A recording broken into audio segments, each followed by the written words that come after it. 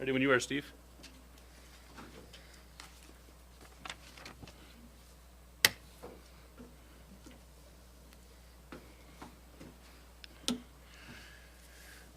Okay, good evening. I will call the meeting back to order. We are actually on section 4, which is adoption of the minutes from the regular council meeting of January 13th, 2026. Are there any revisions, additions, omissions to the minutes of circulated council? Oh, all of those things. Okay. Seeing none, I will ask for a motion to adopt the minutes as circulated. Moved by Deputy Mayor Charlton, seconded by Councillor Wenzel. All those in favor? The minutes are adopted. And apologies, we did have several motions from in camera that we need to go through as part of the public meeting, and so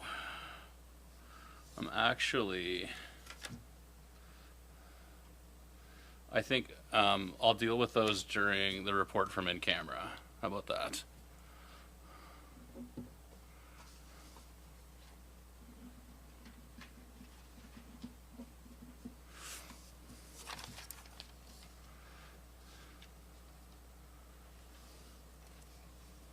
Does that make sense to everybody that we just tackle those as a report from in camera in section 12 of the present agenda? Okay, so we'll move on to section 5 of the meeting, which is public comments. So we always value hearing from our residents. If you would like to address council this evening, I would ask that you attempt to limit your comments to 5 minutes. Bear in mind that this is a public meeting and it's being recorded and live streamed. And so conduct yourself appropriately. Please direct your comments to me as the mayor and the chair of the meeting. And you're feel free to use any of the 5 microphones here. If you would like to address us, you press the gray button at the base of the microphone. A red light is illuminated at the base as well as up here. This camera will pivot around so that you will be recorded as part of the meeting and included as part of the live stream. So is there anybody who would like to speak at this time? Please come ahead. And if you could please state your name and the community in which you reside at the start of your comments. And yeah, any of those chairs or any of those 5 spots will work. There you go. Good evening. Can you hear me? Oh, okay, that's better. Oh, you just got to hit it again. Sorry, it went out on you. Just hit that gray button again and you'll be good. You got it? Hi there. My name is Shelley Stevens, and I'm a resident of Port Medway. I live at 42 Fostertown Road, which is directly next door to 72 Fostertown Road, for which you have received a request for amendments to the land use bylaw, which would allow for the establishment and operation of 4 fixed roof overnight accommodations. The Planning Advisory Committee have already reviewed this application on the 5th of January, and during that meeting they recommended it be denied. The residents of Fostertown Road agree with the Planning Advisory Committee's decision to not support this proposal. I would like to give a brief overview of the concerns raised by the residents of Fostertown Road and surrounding areas. More detail can be found in the letters that have already been submitted to Council. The first concern is the road itself. The road is 1 lane. It cannot accommodate parking or increased traffic. Increased traffic would create serious safety risks for pedestrians, children, cyclists, and the people who already live there. Another concern was water and septic. The proposal relies on a single drilled well for 1 resident and 4 units in an area where wells go dry every summer. The septic plan is unclear. The design, the capacity, the environmental impact It doesn't take into account how increased water usage would affect nearby wells or groundwater. It's also unclear how many people could be accommodated in these structures. The other concern is that the rezoning request could be inappropriate. It seeks spot zoning from hamlet residential to hamlet core in a residential area. Approval would be inconsistent with the character of the neighborhood and set an undesirable precedent. Another concern is the application lacks essential details. There's no information on building sizes or layouts. There doesn't appear to be any plan for garbage or recycling or parking solutions, and again, no information on how many people the structures would accommodate. This area is made up of full-time residents who value safety, privacy, and a quiet rural environment. Approving this rezoning would fundamentally alter the character of our community and reduce its livability. For these reasons, we urge the Region of Queens to deny the rezoning application for 72 Fostertown Road. Thank you. Thank you very much. If you could just hit the base of the microphone again. There you go. Thank you very much. Thanks, Shelley. Anybody else like to address council at this time? She just forgot something. No, go ahead. I forgot to add that we are submitting a petition as well. Okay. Okay. Thank you. And if you could just submit that to our municipal clerk, Angela Green over here, she could accept that. Dinesh, are you intending to address council this evening? Okay, great. You're on deck. There's arrows, it'll come up to you. Yeah. No need to be short. I am short, so I can lead from there. Hi, everybody. Thank you for having me today. My name is Dinesh McDonnell. I'm the owner of 311 Main Street here in Liverpool.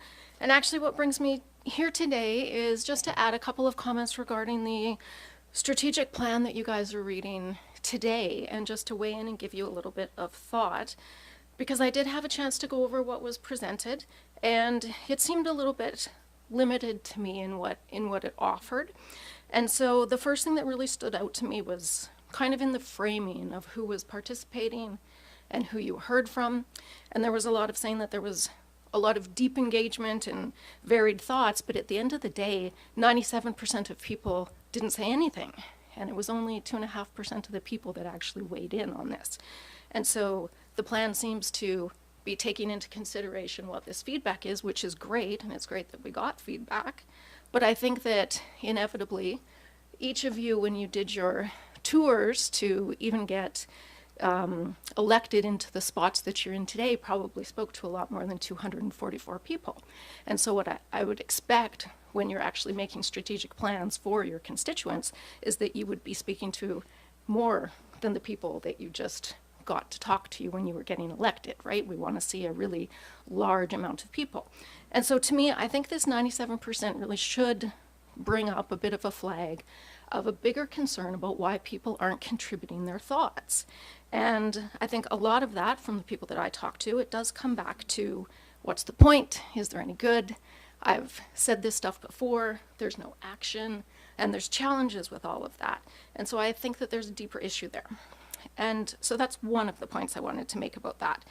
But the other one that I wanted to make was that there's a lot of nice words that are in the plan. There's a lot of, language about wellness and inclusivity and wanting everyone to be welcome. And these are all very, very good things. But your intention does not create outcomes just by setting some sort of intention of a good place to live. We need to have things that are a lot more tangible, that are a lot more tied to what the actual deliverable outcomes are, so that when it comes time to actually translating your strategic plan into operational outcomes, you've got a foundation in place. And what you've got right now is really a report out of what happened with the engagements. It's giving you that detail, and then making this great big huge assumption that these 244 people have the insight, the knowledge, the awareness to actually set what the strategy is going forward. And so what I didn't see, what I would expect to see as somebody with a PhD in management, with an MBA, with 25 years of doing systems work for large organizations, I would expect that not only would you be seeking to get some sort of information and feedback from your residents and from your people, but you're also going to be taking that information and bringing it back and doing things like SWOT analyses and pestles to understand what kind of forces you're up against. I would expect you to be considering what's going on in Bridgewater and Halifax so that you can take a look not just at the population we have today, but what the population's going to be like in 10 years, in 20 years. What do we aspire to have for our region? We don't see that. We have a nice place to live, someplace with economic development. That's not going to get us anywhere, and it's going to fail, and it's a waste of our money. And so as a person who is currently battling with massive failure to enforce bylaws with my own personal issue, I know firsthand that there are incredible systemic issues going on here. And I also know that everyone here in this council is underpaid. We all know that. We all recognize that you guys are worked, but your administration is not. Your administration is fairly paid. And so the message that I really want to send to council today is that as somebody who lives here, as somebody who is betting their life future, I'm 52. I'm still hoping to have another 40 or 50 years in me, and I moved here. I've got family moving here. I'm all in this community, and I want my council to be all in too. And that means that you guys have to set what the standards are, what your expectations are, how good you want these policies, procedures, standards, plans, strategies, all of that to be. And so my message is, you can ask for more. You can ask for better. You can ask for something that's actually going to deliver outcomes. And what you've got in front of you right now doesn't do that. And so my recommendation would be to actually do a bit of a regroup within your council. I would say, come back, get a firmer understanding of what you need for an actual outcome, and then direct your administration to come back with something that's tangible, something that's meaningful, that's actually going to be a vehicle to move us where we want to go. And we don't know where we want to go because I've read every document you have and the vision is not there. We don't know what the region looks like in 20 years. We know what we want it to feel like, but we don't know what it looks like, and that's something that we have to get to. And that's it. Thank you. Thank you, Dinesh. Is there anybody else who would like to provide a comment to council this evening? Anyone else? Last call. Okay. Thanks very much. So we have no delegations, presentations, nor any unfinished business on today's agenda. So that brings us to staff reports, of which we have 3. The first of which is 8.1, the 26 to 29 Strategic Priorities Plan Draft. I'll ask that Deputy CAO Hurdle provide a brief presentation on that.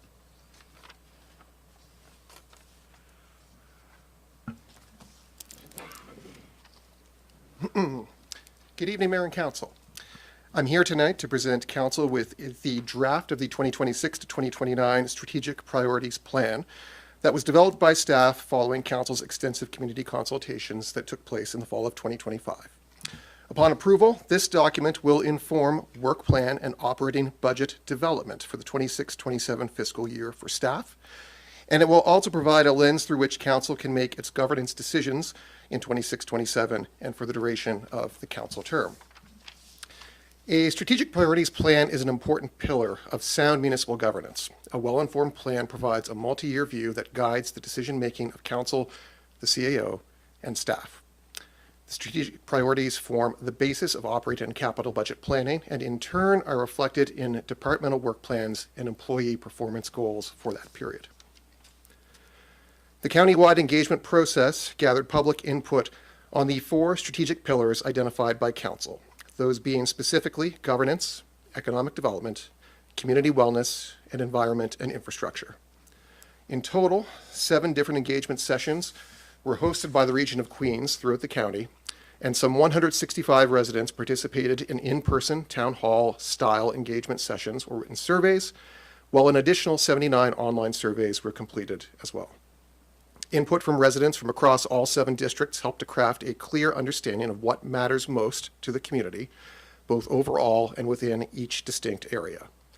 By combining town hall discussions with online feedback, the municipality has captured a wide range of voices and lived experiences. Based on the data and input gathered from the community, the following high-level conclusions can be found in the report on page 20 in the draft plan. First, economic development has been identified as the most important priority item for the majority of the region's residents. Under the economic development pillar, developing and implementing an economic development plan for the region is the greatest priority. Under the governance pillar, transparency and accountability was identified by our community as the highest priority. In the community wellness category, strengthening partnerships with community-based organizations was marked as the highest priority. And in terms of environment and infrastructure, repairing and replacing aging infrastructure was the top priority item. As noted, the approval of the 2026 to 2029 Strategic Priorities Plan will have significant implications for budget planning and, importantly, work plan development for Region of Queens staff. The strategic priorities will guide decision-making by both council and staff during the plan's implementation period. And following approval of the plan and direction from council, the CAO will work with Region of Queens staff to develop and present an operating budget and work program that reflects the priorities that have been set out in the plan. In order to track progress, it's recommended that the CAO will report quarterly to Council on implementation and integration of the Strategic Priorities Plan into the Municipal Work Program. And it's also recommended that each November, the Mayor and CAO will plan for an annual review of the plan with Council, ensuring that it reflects the continuing priorities of the region. So, with that having been said, Council has three options tonight. You may approve the Strategic Priorities Plan and direct the CAO and staff to develop budget and work plan goals based on the stated priorities. Council may also request edits or updates to the plan and consider approving the plan as amended, or Council may request more information or provide alternate direction to staff. Happy to take any questions. Thank you, Deputy CAO. Council, questions? Questions for Mr. Hurdle?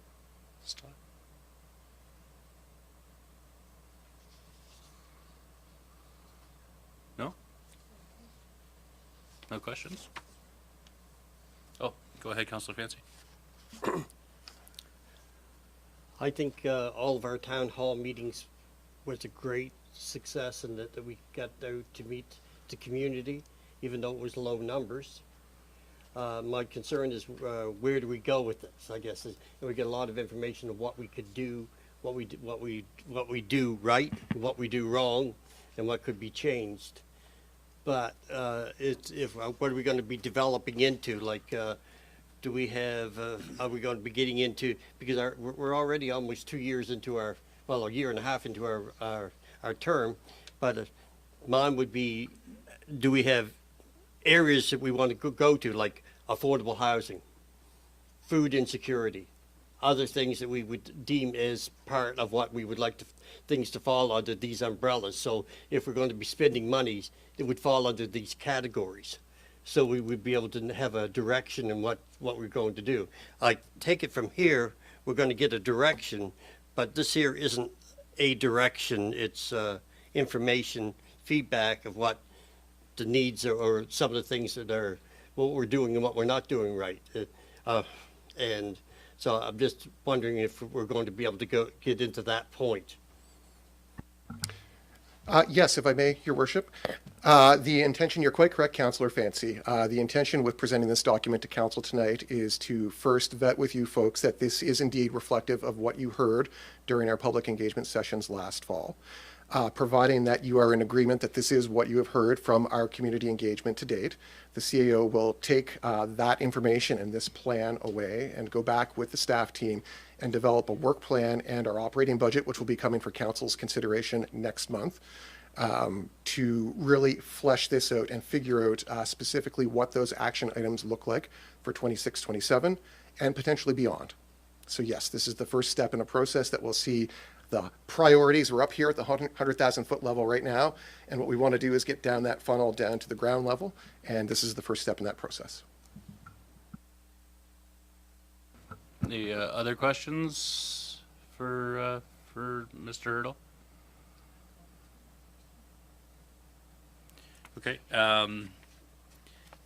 One question I have is just with respect to, so if I look at page 3, where we articulate our vision, our mission, and our guiding principles, and then I think that the rest of the document does a nice job of a what we heard report from the town halls and collection of data via the online survey, or by the survey in multi-modes. And so I suppose page 20 is where we really see the strategic priorities and the individual goal statements associated with those priorities. I think, Mr. Hurdle, what I would like to see in a revised, in an updated document is a clear is clearly pulling out those priority goal statements that emerged. So whereby we can say for 26-29, as an example, improve implementing an economic development plan, repairing and replacing our aging infrastructure, strengthening our partnerships with community-based organizations, and improving transparency and accountability. I think that those we identified the highest priority areas and goals for us to be working on. And I think that's kind of what page 20 does, but it's still in the context of sharing what we heard.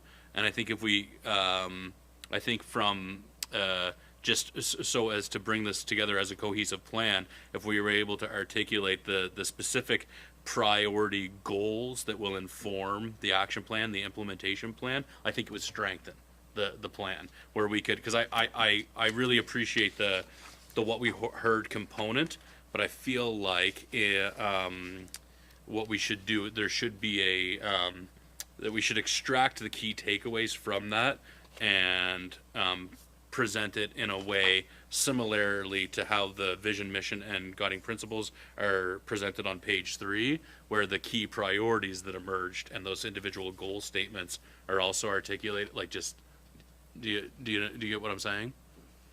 Does that make sense? Yes, I believe so, yes. Okay. Any other feedback, though, council, on this document? I will say I have received some great feedback from members of council, as well as from members of the community, and just on the quality of how the information is presented. And so I thank all the staff involved in helping to orchestrate the town hall meetings, as well as prepare this report. Greatly appreciate your efforts. I think it's a job well done. But yeah, I think if we could just in one place extract and present the key takeaways that we've identified as the priority goals for us to be attending to and focusing on, will help and be informative as we engage in that next step, whereby staff are going to be coming up with an action plan to move this work forward. Go ahead, Councillor Wenzel. Just to go back to our guiding principles from page 3, and I too echo the mayor's sentiment. This is a very well put together report, and I know there's a finished product in the works, and this truly isn't.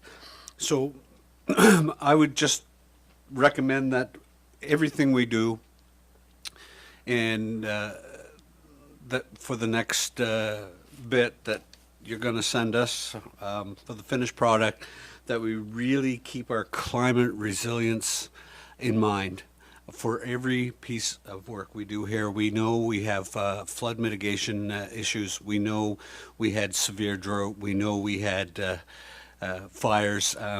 Climate change is just had a Zoom meeting today with the Climate Change Board of the Federation of Municipalities, and it really needs to be here. You know what I'm saying? It's got to be a priority, regardless of what the issue is. We need to wrap climate in that, and I want to thank you again for this report. Thanks, Councillor Wenzel. Any other questions or comments? Go ahead, Deputy Mayor. Thank you. I would echo those comments. I appreciate the document. One thing that I would say is I think it's important that council plans to do town halls on an annual basis, because although we did have what I would consider decent feedback compared to other things that we've tried to do, the numbers to Dinesh's point, who spoke earlier, they are low when you look at overall. It's hard to get people to come out sometimes. You know, we all hope that they engage, but sometimes, you know, for different reasons, people may choose not to.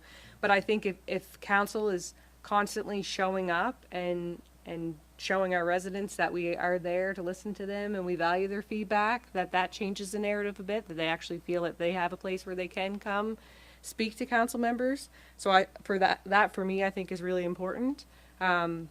Perhaps we could, you know, not do it in that time period that we did it this year. We did it, and I really would thank our staff for all their support. It was a quick turnaround, and we packed a lot of them in a short period of time. But I think if we could plan to do that, you know, each fall, I think it would be beneficial to us and for residents.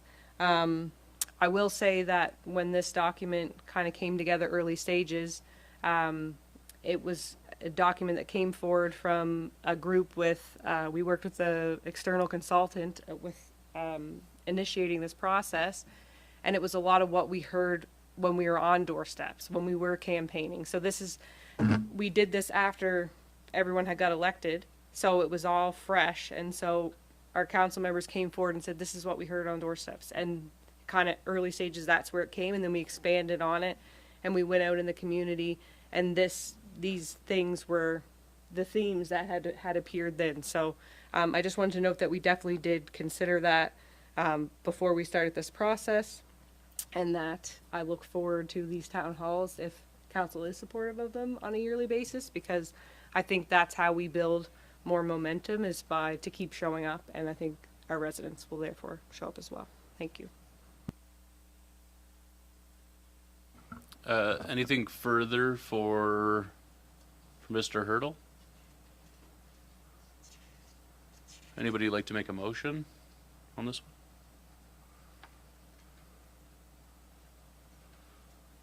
Is there a motion, council? Are we leading one way or another on this?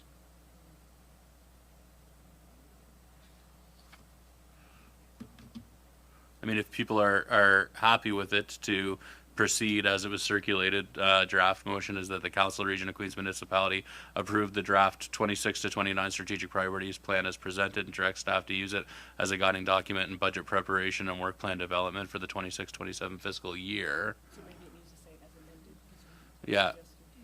Yeah, I think that's true. So instead of as presented, as amended, so that so approve the draft 26-29 strategic priorities plan as amended or as suggested, and direct staff to use it as a guiding document in preparation and work plan development for the 26-27 fiscal year. Moved by Councillor Wenzel. Are you okay with that motion, Madam Clerk? Is there a second to the motion? Seconded by Councillor Carver. I'll open it up for debate, discussion. Go ahead. I think in the comment that was mentioned earlier that maybe it's not clear that in this document that the work plan will expand upon this, and so I'm just looking to go back at, I know it mentions, it does say what comes next, January 27th, pending council approval.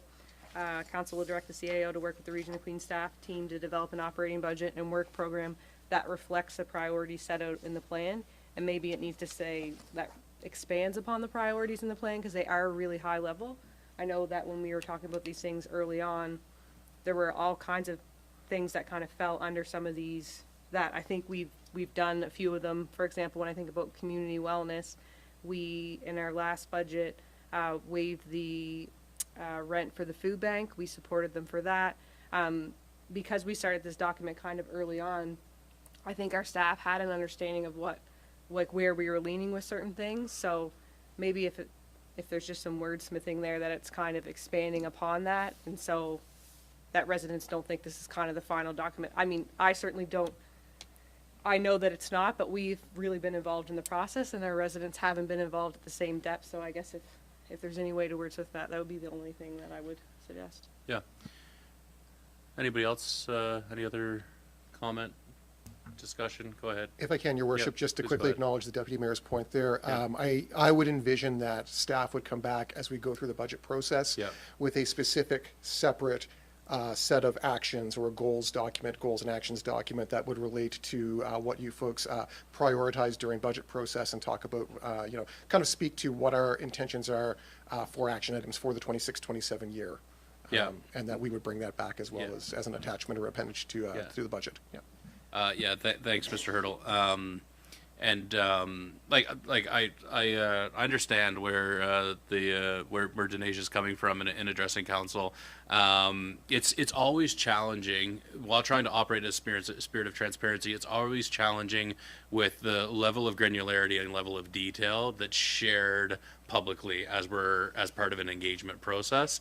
There are more actionable details. There is a greater level of minutia and measurable elements associated with some of with these goal statements.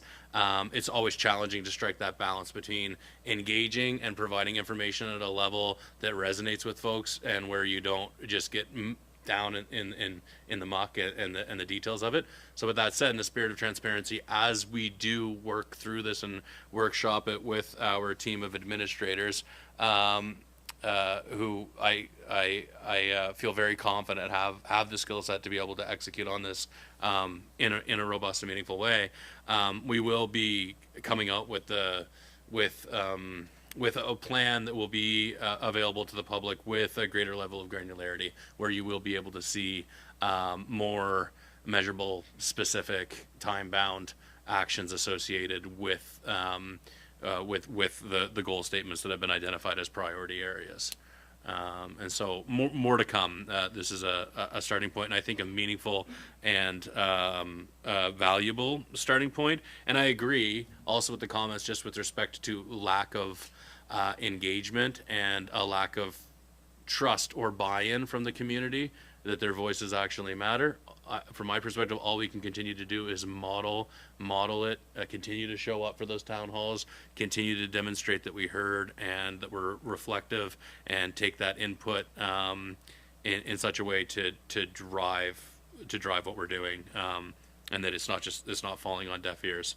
And so I hope that this effort, that the engagement process, and that the What We Heard document that's contained within this helps to, in a small way, move the needle toward the community feeling as if their voices are being heard, and as if we are legitimate in our efforts to engage with them in informing the direction of this organization and the impact that will have on the community. Anything further? Anybody else like to add anything, council, before I ask the question? No? All those in favor of the motion? Motion's carried. Thanks very much, Mr. Hurdle.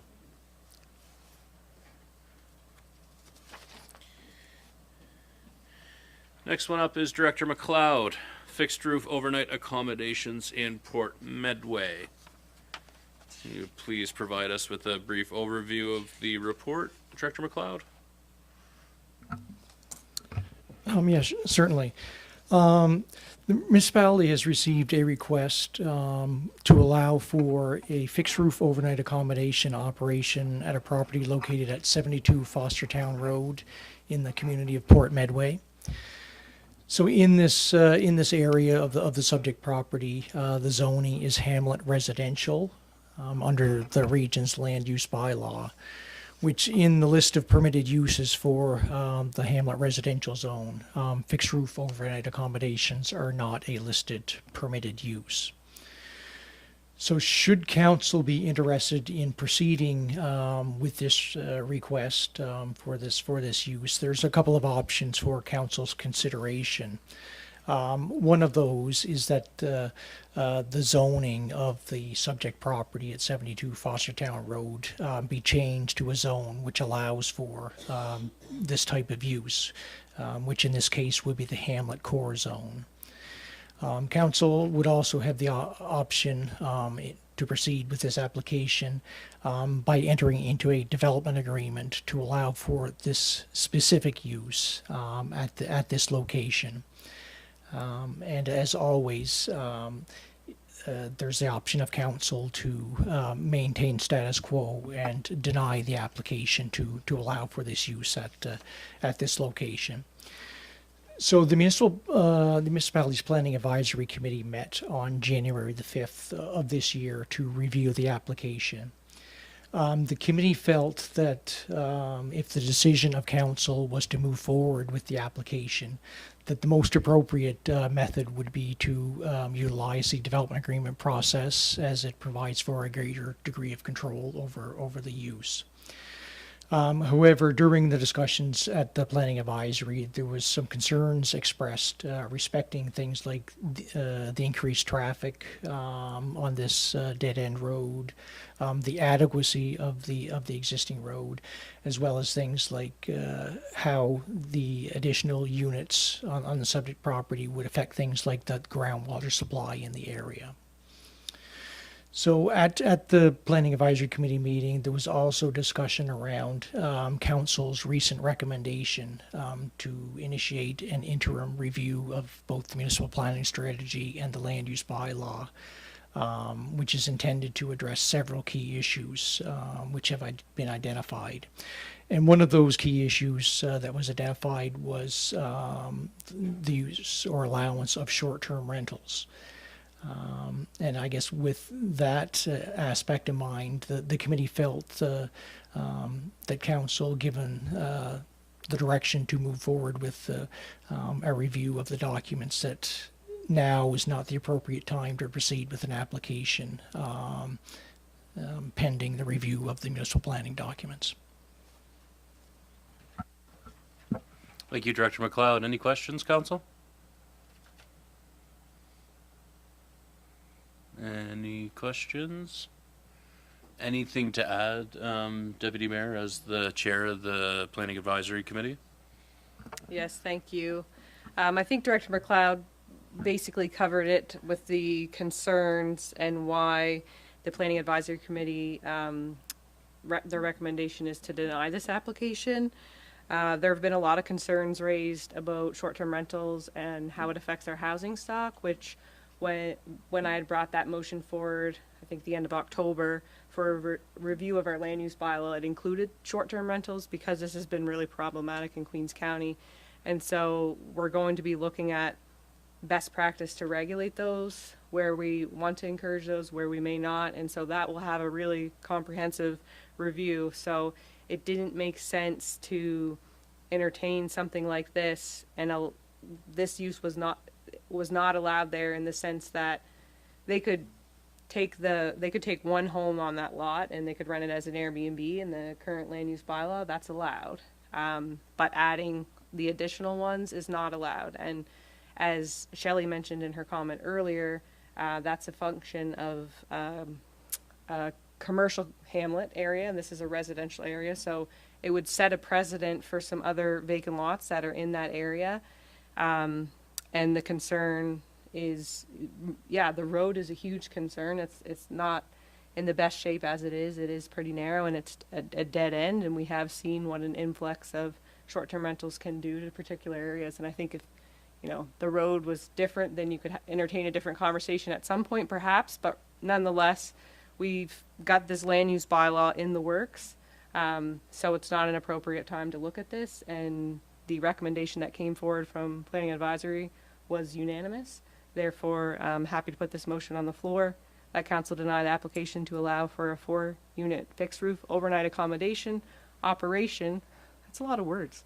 On property located at 72 Fostertown Road in Port Medway and identified as PID number 70090691. Thank you. Thank you, Deputy Mayor. Is there a second to the motion? Seconded by Councillor Merrow. The debate or discussion on the motion?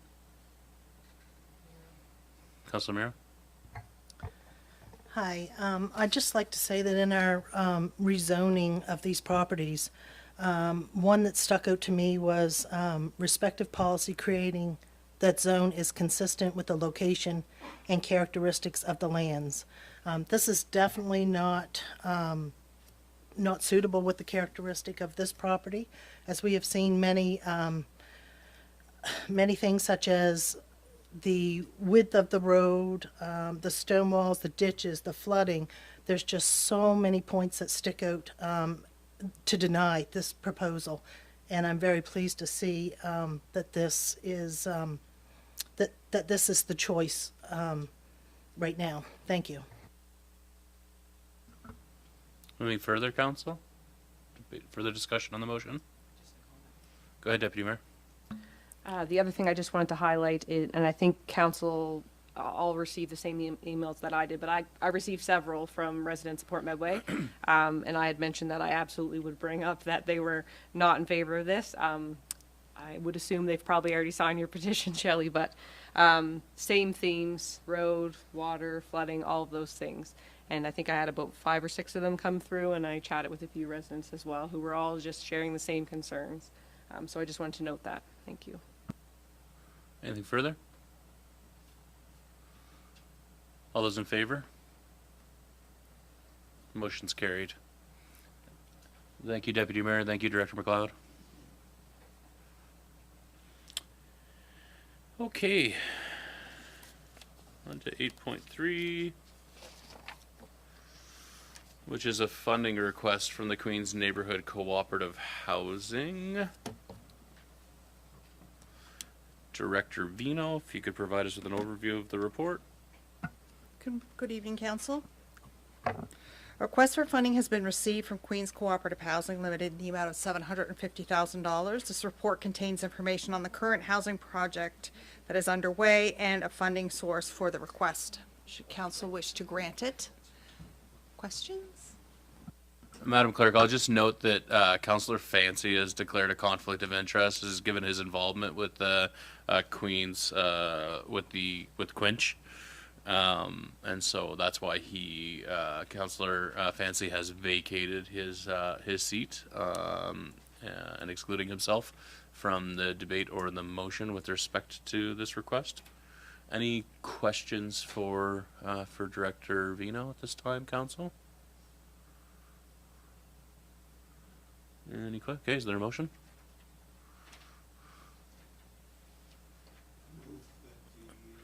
Hit your microphone. I'd like to move that council approve the funding request of $750,000. Yeah, we need more specificity. Do you have a draft motion? Do you have it? Oh, there you go. Or I can give you one. There. Jenkins has got one for you.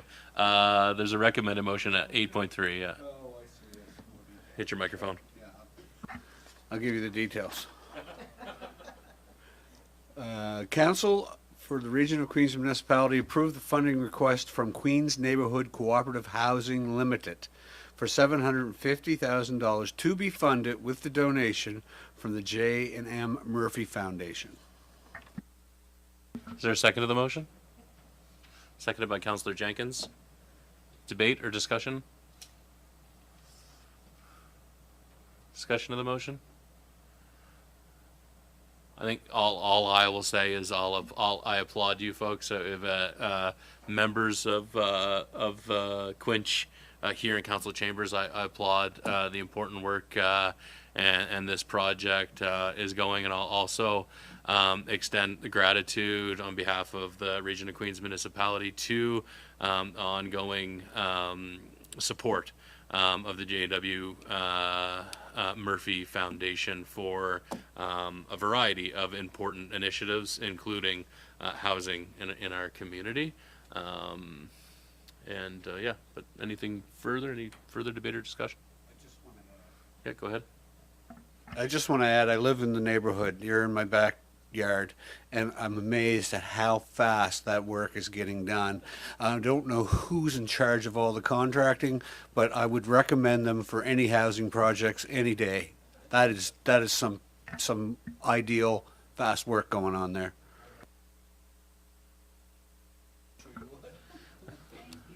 Any further debate or discussion before I ask the question? Okay, all those in favor? Motion is carried. Come on back, Councillor Fancy. Okay, great. Well, that concludes the staff reports for today. Moving on to bylaws and policies. So 9.1 is the first reading of bylaw 14, tax exemption. Councillor, or pardon me, Director Vino, I believe that's you. 'Tis the season. So as we prepare for this year's budget process, we have to go through a couple of steps, and these are the first steps. Today I'll be presenting to you the first reading of this bylaw, and this my second report is about tax exemptions for residents for property tax, which is a policy. There's a difference. So today we're looking at bylaw number 14. It's reviewed annually by council and exempt certain properties from property tax. The properties can be exempted based on criteria listed in the Municipal Government Act. I have that piece of that legislation in that report for you. This report contains an explanation of any changes on the list based on requests received by staff for council review. And if you look at the page at the end of the bylaw, you will see that the new are indicated by an N at the end. So the water treatment plant is new. That was exempted on, it wasn't exempted on PVSC. They changed it, so we had to add it to our bylaw to get it exempt. And the other thing that is new is, escapes me now, of course it does.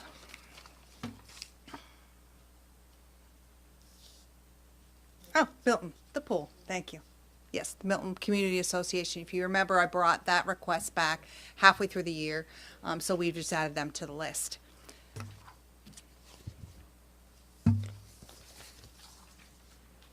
Any questions for Director Vino on the report on the bylaw concerning tax exemptions? No? All right, I will look for a motion that the Council Region of Queens Municipality gives first reading to bylaw number 14 tax exemptions as presented. Moved by Councillor Merrow, seconded by Deputy Mayor Charlton. Debate, discussion? All those in favor? Motion's carried. Thanks, Director Vino. And then I guess you're up next for the relevant policy. Is that right? Thank you. Go ahead. So I will continue with the, so this is a policy. So tonight I'm presenting you with the proposed amendment that I'd like to make to the policy. And you as council can direct me to go back and change the amendment and come back. I need to bring the entire amended policy back to you at a meeting so that you'll see me again about this. So this is our tax exemption, which is for our lower income residents. And I have pulled some of the information from this current year to give you an idea of who is using it and how many is using it. My manager of finance and I went through this with our tax clerk to see how changing it would maximize the benefit for the most people. And so we then have the recommendation that we came to at the end of the report. We've also included some jurisdictional scans of the levels of rebate that other municipalities offer. So I'm just going to flip to my summary here.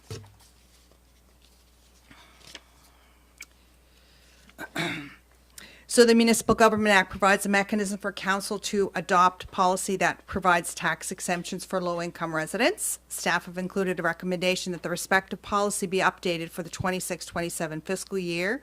The recommended change would impact the greatest number of low-income residents and is estimated to cost an additional $15,000 per year, and that, of course, is to increase the amount of the rebate rather than changing the thresholds.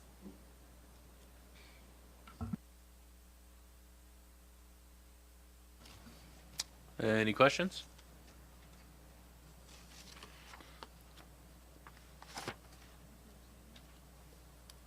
I think that's right.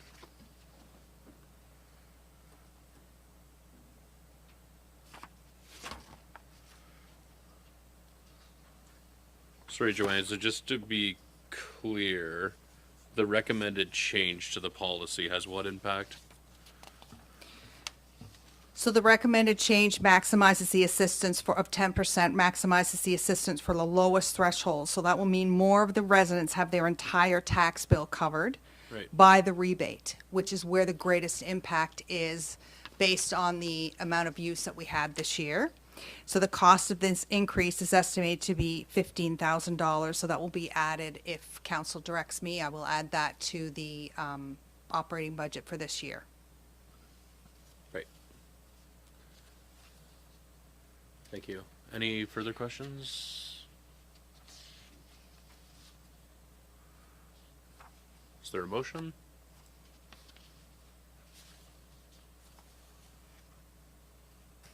I mean, would you like to make a motion? Go ahead, Councilor Jenkins. I'd like to make a motion that the Council of the Region of Queens Municipality adopts the amendments to Administrative Policy Number 9, tax exemptions as presented. Is there a second? Seconded by Councilor Fancy. Debate or discussion? So maybe this is a question for you. So I assume though, this would have budgetary implications. So by adopting this policy, we still have the opportunity to, during budget deliberation, determine how much, to what level of funding that would be provided for the tax exemption policy, or was this pretty much, if we adopt this policy, then we have to be prepared to fund the tax exemption program an additional $15,000?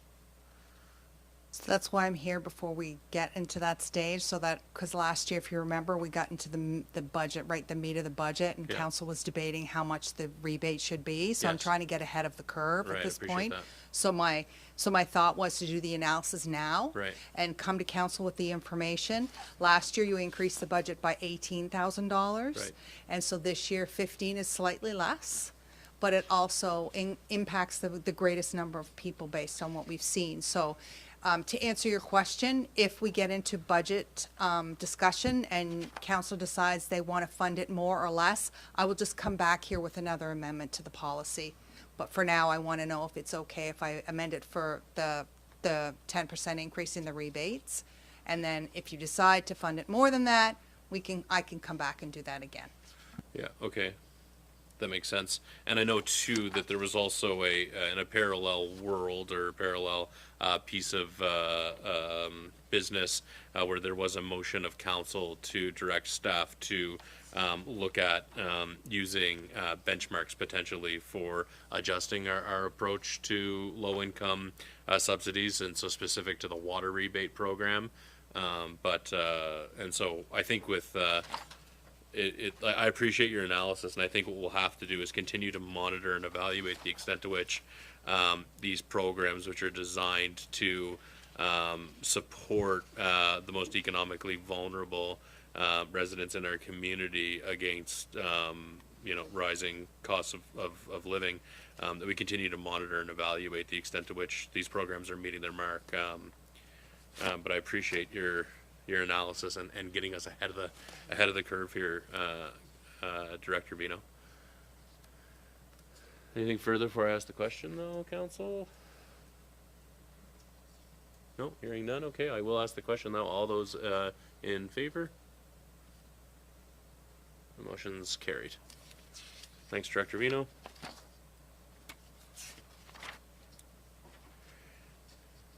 Okay, so 9.3 is with respect to Operational Policy 11 on the Community Investment Fund. So I will turn it over to our CEDO. Stephanie, take it away. Thank you so much. Good evening. The staff report that I am proposing presents a series of amendments to the Operational Policy 11 Community Investment Fund.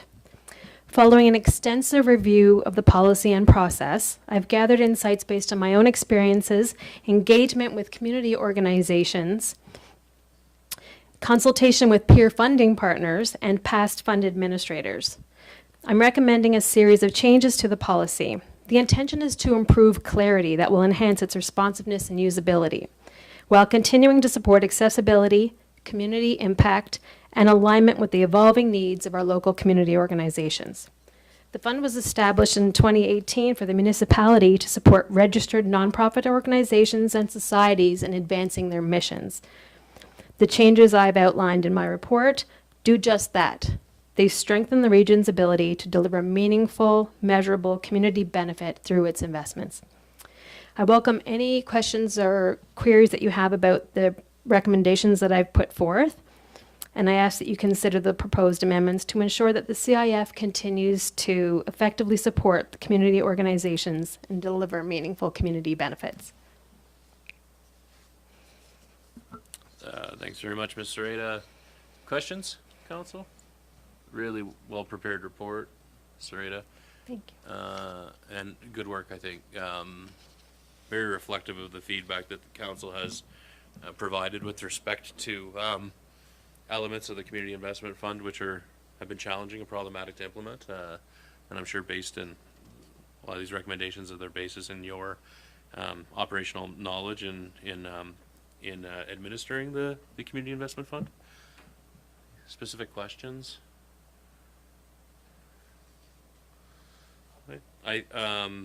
So it's just I had a question just respect with the changes to the training investments.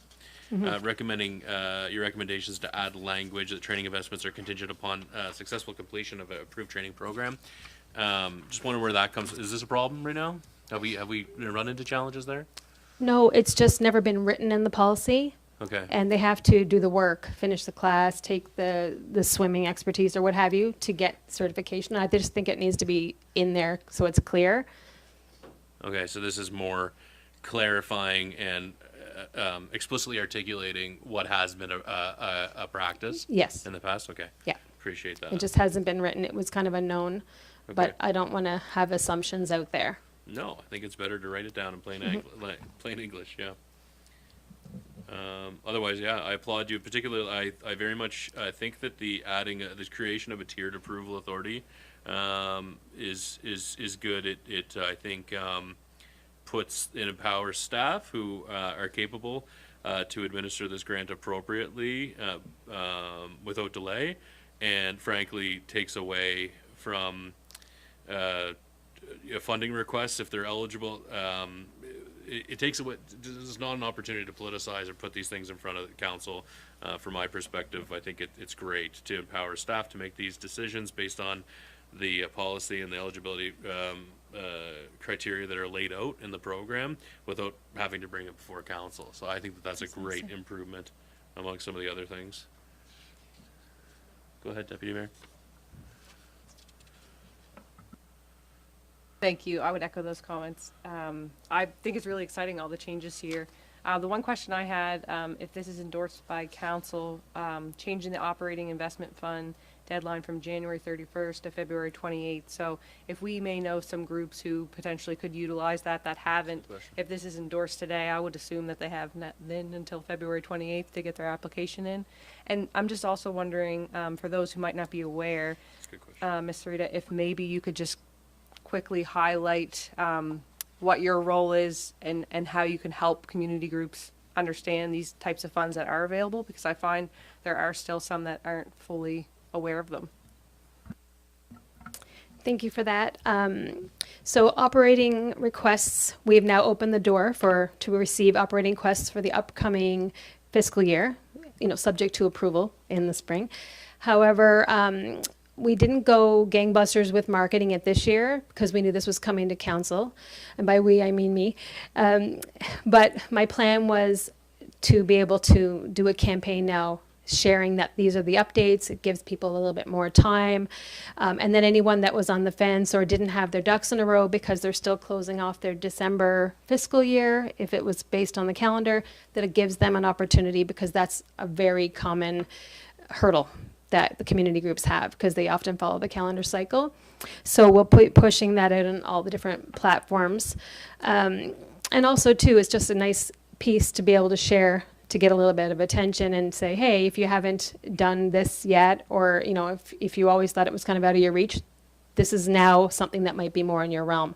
And my plan is also to circle back to past applicants and reach out to everybody who's done this from the beginning of the CIF inception in 2018 and do a bit of an outreach to say, hey, come back or reapply or what have you, because things have changed, and here's just a little overview of what is different, because there might be some that are eligible now that were not, or it was just a little bit too daunting or unclear.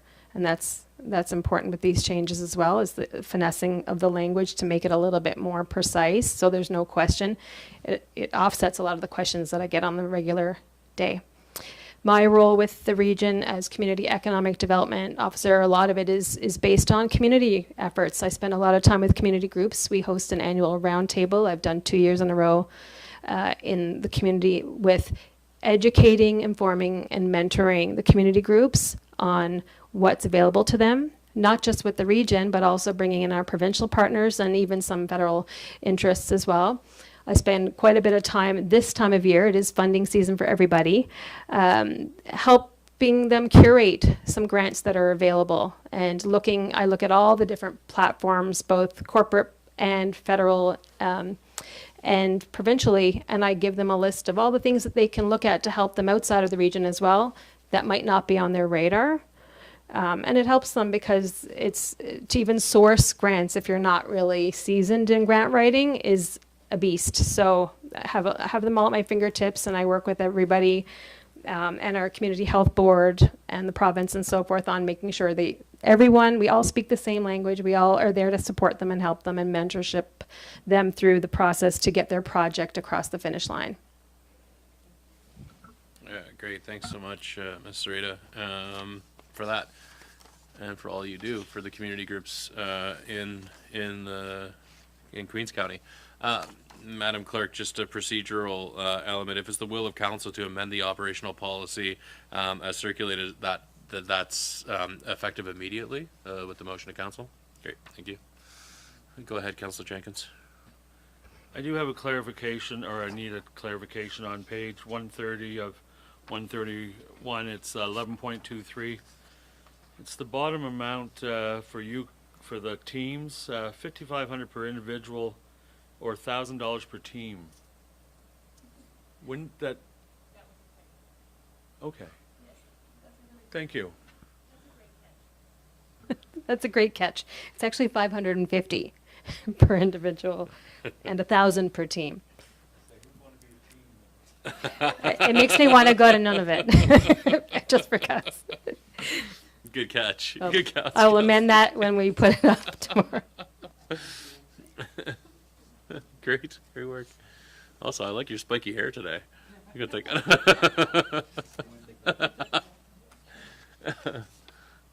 Any other questions? Okay, I will look for the motion that the Council of Region of Queens Municipality adopts the amendments to Operational Policy 11 Community Investment Fund as presented. Moved by Deputy Mayor Charlton, seconded by Councillor Roy. Further debate or discussion on the motion? All those in favor? Motion's carried. Thank you very much for your work on that.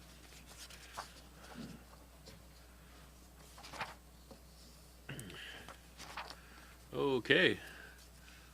Oh, we're cooking with gas. No correspondence for action, no correspondence for information this evening. Brings me to my mayor's report. Look at you, you're on the ball. Teamwork makes the dream work. Thanks, Deputy Mayor. So report from in camera. We have 4 items that came from the in-camera session that we need some motions on. So wondering if a member of council is willing to move that the Council Region of Queens Municipality directs staff to engage a third party to review the current salary grid, employee schedules, and on-call system to identify opportunities for wage parity across the organization. Moved by Deputy Mayor Charlton, seconded by Councillor Wenzel, one of you two.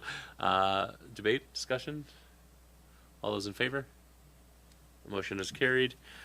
Next business item to emerge from in-camera 3.2, that the Council Region of Queens Municipalities directs staff to proceed with the personnel matter as directed during the closed session.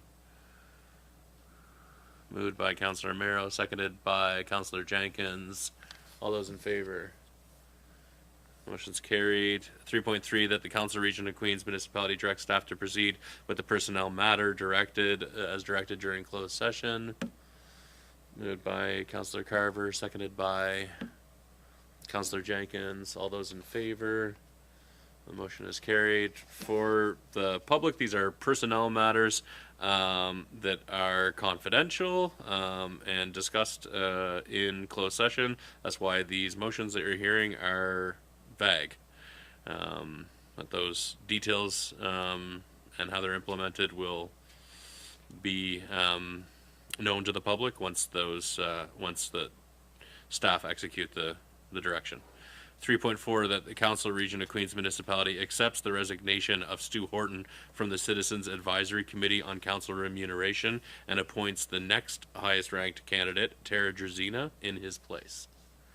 Moved by Councillor Carver, seconded by Councillor Jenkins. Any debate or discussion?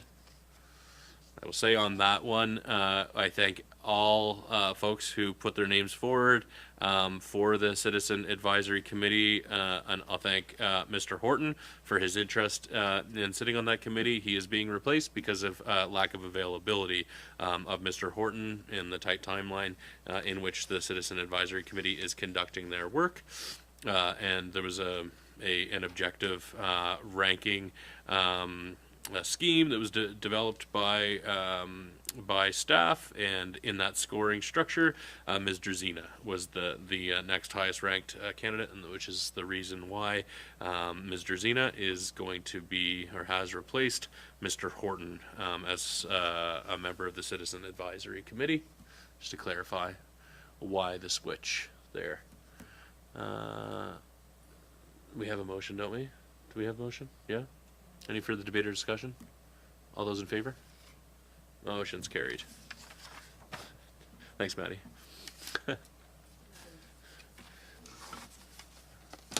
We'll read them at some point, Madam Clerk. Okay, now that brings me to my mayor's report, yeah? Okay. Okay, thank you. So just a quick update on some meetings that I participated in over the last couple of weeks.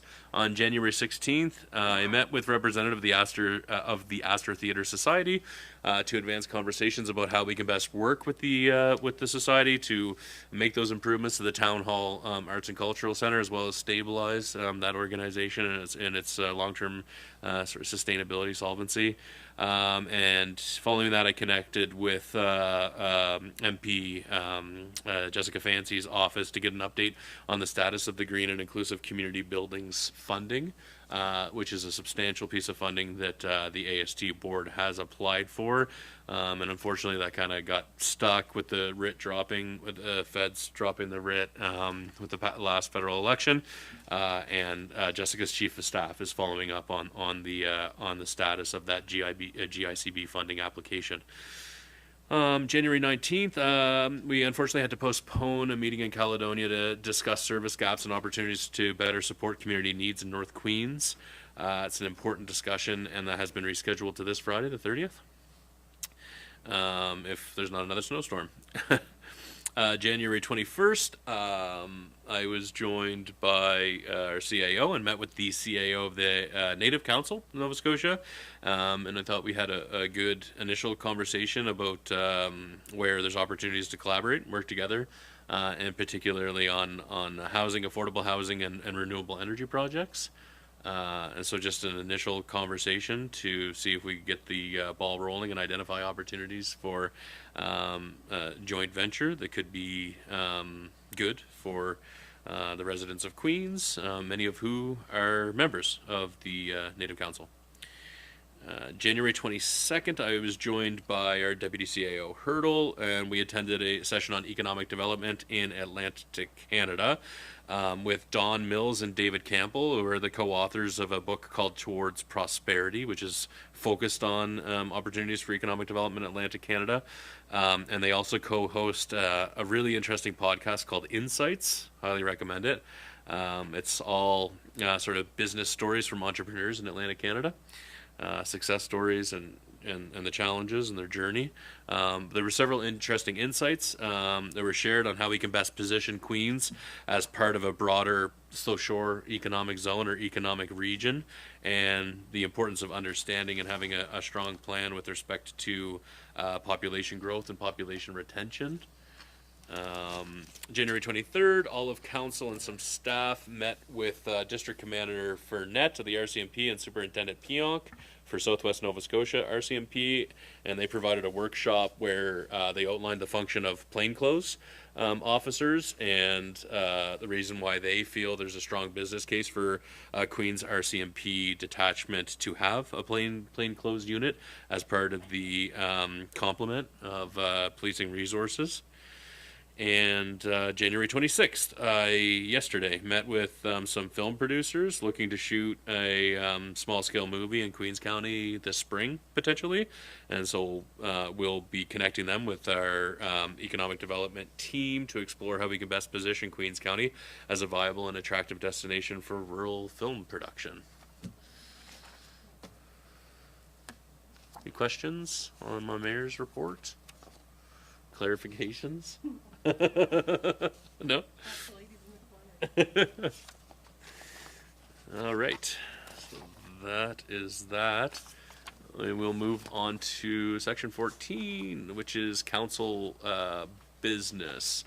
Councillor Wenzel, I believe that you wanted to add an item here. Yes, please. If I could add 14.2, an update on the three-way stop at Cameron's Corner. And so, council, for a business item to be added at this stage of the meeting after the agenda has been adopted, it's the will of council. If there's a 2/3 of a majority who is okay with the addition of 14.2 here, then we can allow it. So I will ask who is in favor of the addition of 14.2 by Councillor Wenzel with respect to feedback on Cameron's Corner. All those in favor? Okay, that works. So we will add it at this time. But firstly, we'll address 14.1, which is a business item put on the agenda by Deputy Mayor with respect to College Street safety concerns. Thank you. I just wanted to follow up with this because it has been brought up, both the concerns on College Street, specifically the section off of Waterloo up until the point where there's no sidewalks. It's a main access point for kids traveling to the high school, and there are a lot of pedestrians. And so I wanted to bring this up, recognizing that the Mount Pleasant Service Exchange has a component in this. Perhaps if Director Grant is willing to articulate on kind of what that looks like for College Street, that would be great. But really, I will be putting forward a motion just to look to see if we can make any improvements for pedestrians in that area as soon as possible. So basically just trying to understand with the Mount Pleasant Service Exchange how that factors in. I know it's been talked about before about the possibility of sidewalks going there, but the street is sort of narrow, so I'm just looking for a little clarity around that, if you don't mind. Certainly. So in the short term, the project that's underway right now will see the water line installed on the upper part of College Street, so on the provincial portion, which has the asphalt sidewalk. That'll happen by the end of this calendar year we're into now. In the long term, there is a project to improve water infrastructure on College. At the same time, we'll do a full street rehab with sewer, stormwater, incorporating sidewalk. We may need to procure some additional road right away to keep it 2 lanes, or if council does at that time kind of wish to adopt it to a one-way street. But there is a plan that's about 6 to 7 years out from today, and that's kind of the status where we're at right now. Thank you. So, and that was sort of my understanding. So with that, I would be looking for council support. I guess the motion that I would be prepared to put forward would be to move that the Council of Region of Queens Municipality direct staff to return with options to improve pedestrian safety on College Street as interim measures while awaiting the sidewalk and road upgrades to be delivered as part of the Mount Pleasant Service Exchange project. Is there a second to the motion? Seconded by Councillor Wenzel. as the mover, would you like to debate or discuss it further, Deputy Mayor? Just in addition, if there's anything that we could consider, I think that we should look at it, because that timeline is a long ways away, and there is a significant amount of students that use that road. So, I mean, I certainly don't have the answers, but if there is any opportunity at all to address anything that might improve even small scale, it would be better than status quo. Thank you. Council, for debate, discussion on the motion?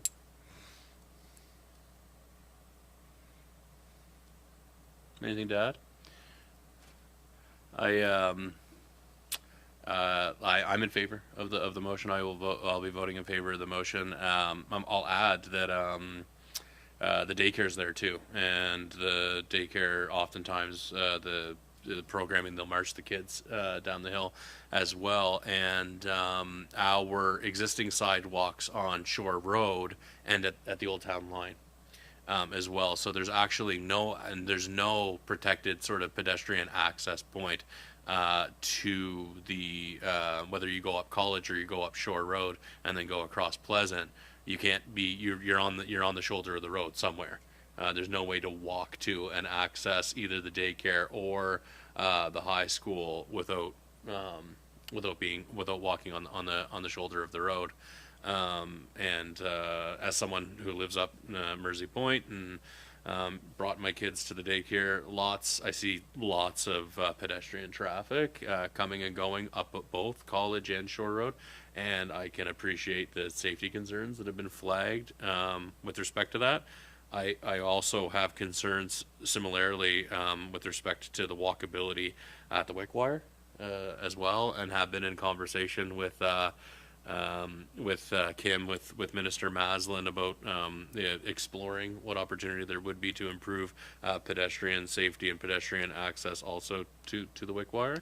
I think it's really important that we have walkability to our public schools, and also that we explore with the provincial partners who run the schools what opportunities there is to partner up with them to make sure that we can get kids to school and back in safe ways. And I know that also exploring improving walkability to the Greenfield school as well is something that Councillor Jenkins has identified.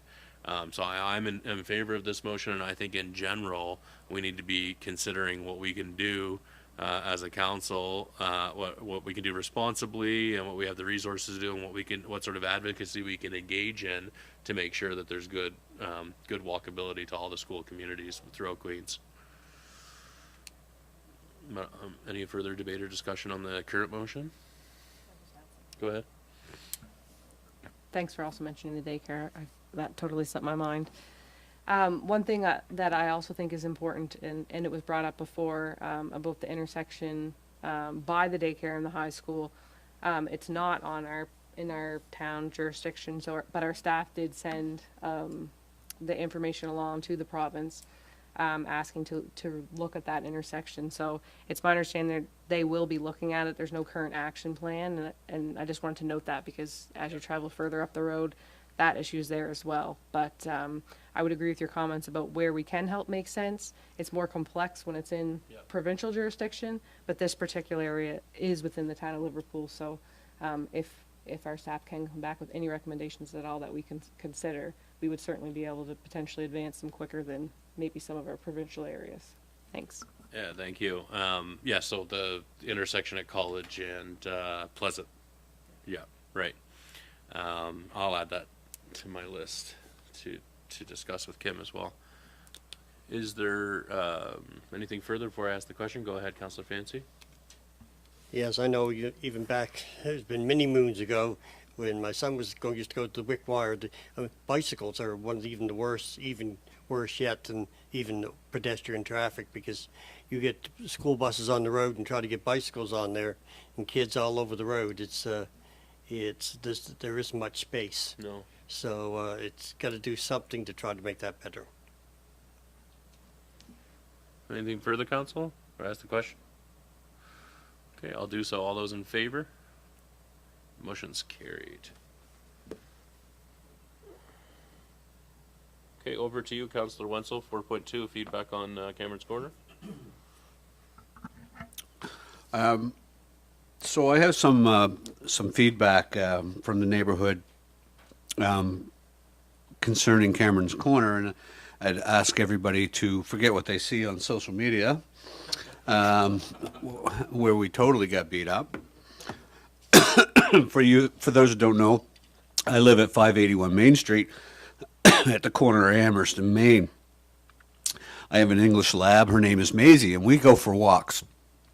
And we walk down Main Street, down Henry Hensey.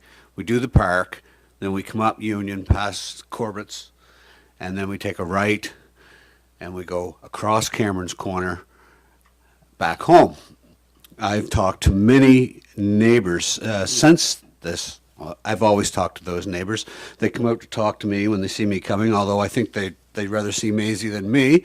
But the positive feedback over the last few weeks has been phenomenal. I've heard from so many of them that will come out on the doorstep to say what a difference that three-way stop has made at that corner, especially in regards to speed of the traffic coming from east to west in that blind corner, along with being able to actually stop coming from the west side and not stick your nose out of your vehicle so you can see what's coming from White Point Way. Many people that live from the bottom of Union Street to where I live on Amherst Street. I also had many people stop their vehicles and roll down the window and say, that was a good job, that was smart. Including one day I was walking past the fire hall and a couple of the volunteers were outside in the cold having a smoke. So I joined them, and they very appreciative of that, because with the fire trucks coming in and out and the speed that was happening past that fire hall with no stop coming from the east, it's been greatly appreciated. So I just wanted to make that note here so that it could be incorporated into the minutes of this council meeting, so that, as I said earlier, forget the social media. Your 10 constant complainers, don't matter what you do. That's been a good thing, and I hope it continues to be. That's it. Thank you. Thank you, Councillor Wenzel. Any comments, questions, anything to add? Go ahead, Councillor Fancy. One other thing which I never even thought about when we went to go for a three-way stop is when you're coming from town over and you're going to make the turn and come up towards White Point. I was getting some pants sewn over by Sherry Wentworth the other day. She said the greatest thing of that whole thing was that when that stop sign, when you got that three-way stop now, people don't make that turn sharp. They were making it sharp, cutting people off, coming down, and they said that she almost got hit different times. Now they have to go further out, and when they come to that stop sign, then they are lined up to come out towards White Point. She said it made a vast change. Yeah, she's right, and it's made the crosswalk a lot more safer. Because there was a lot of near misses on that crosswalk now, because people were just whipping around, and you'd get in the middle of that sidewalk, and it's really made a big difference with, I forgot to mention, with the pedestrians. And for the naysayers, a lot of people were commenting like, that's been there for 45 years and there's never been an issue with it.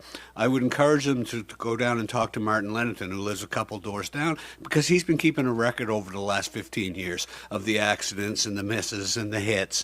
And so to say that there's never been an issue with it in 45 years, well, like I say, I would encourage them to go talk to Martin.